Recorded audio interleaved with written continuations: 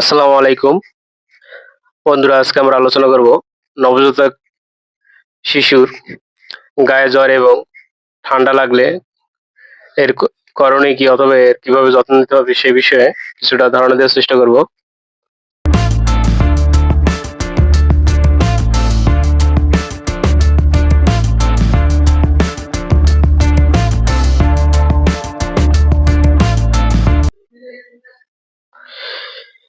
নবজাতকের মধ্যে কাশি এবং সর্দি এবং গায়ে জ্বর থাকার কারণ হচ্ছে ঠান্ডা ভাইরাসের বিরুদ্ধে প্রতিরোধ ক্ষমতা সে করতে পারেনি। একটি নবজাতকের কাশির জন্য স্বাভাবিক ঘটনাটি ৪ বছরে ৪ বার পর্যন্ত হতে পারে। এই নয় যে আপনার অবলম্বনে অথবা অবিলম্বে চিকিৎসা করা উচিত নয়, কিন্তু নবজাতকের কাশি বা সর্দি কার্যকরভাবে চিকিৎসা করার জন্য পিতামাতার জন্য কারণ, লক্ষণ এবং বিভিন্ন চিকিৎসার বিকল্প বোঝা গুরুত্বপূর্ণ। কারণ নবজাতকের কাশি এবং অন্যান্য স্বাস্থ্যগত অবস্থার কারণ ভিন্ন হতে পারে, শুধু সর্দি নয়। নবজাতকের কাশি এবং সর্দি এবং গায়ে জ্বর ভাইরাস দ্বারা সৃষ্ট হয়, যা প্রাপ্তবয়স্কদের মধ্যে ভাইরাল সংক্রমণ ঘটায়। এটি প্রায় ১০০টি ঠান্ডা ভাইরাস রয়েছে যা নবজাতকের কাশি এবং সর্দি এবং গায়ে জ্বরের কারণ হতে পারে। বিভিন্ন ভাইরাস থেকে সংক্রমণের সাধারণ কারণও অনাক্রমণাত্মক এবং এখনো সম্পূর্ণরূপে বিকশিত হয়নি। শিশু সংক্রমণ হওয়ার সাথে সাথে এটি ভাইরাসের বিরুদ্ধে বেশি একটা প্রতিরোধ করতে পারে না, তাই অবিলম্বে শিশু বিশেষজ্ঞ ডাক্তারের পরামর্শ অনুযায়ী চিকিৎসা গ্রহণ করা উচিত। নবজাতকের কাশি এবং গায়ে জ্বর এবং ঠান্ডা লাগলে এবং হাসি বিভিন্ন কারণ সম্পর্কে আরো বিস্তারিতভাবে এখন আপনাদের কিছুটা ধারণা দেওয়ার চেষ্টা করব।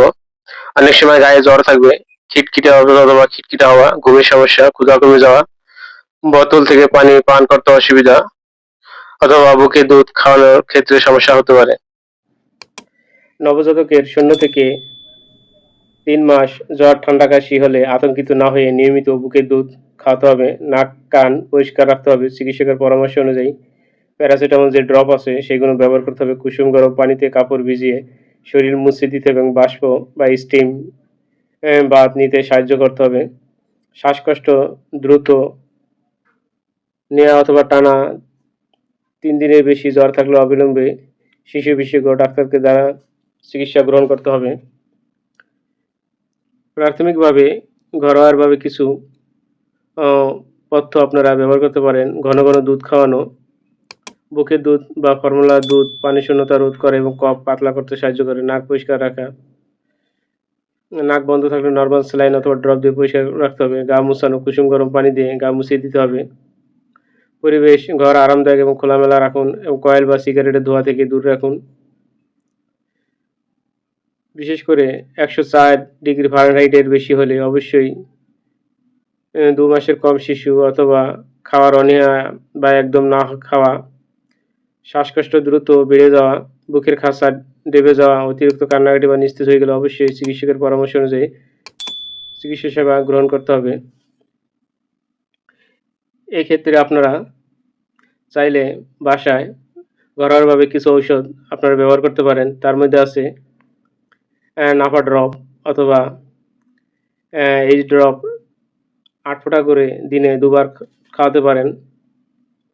তার মধ্যে আরেকটি আছে ড্রপ অ্যামব্রোক্স, যা নবজাতক বাচ্চাদের ৮ ফোঁটা করে দিন ২ বার খাওয়াতে পারেন।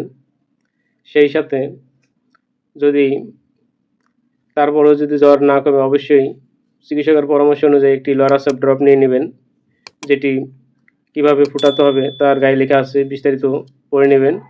খাওয়ানোর নিয়ম হয়েছে বাচ্চাকে ৮ ফোঁটা করে দিন ৩ বার খাওয়াতে হবে অথবা ৮ ফোঁটা করে দিন ২ বার খাওয়াতে হবে। অবশ্যই চিকিৎসকের পরামর্শ অনুযায়ী ওষুধ ব্যবহার করতে হবে।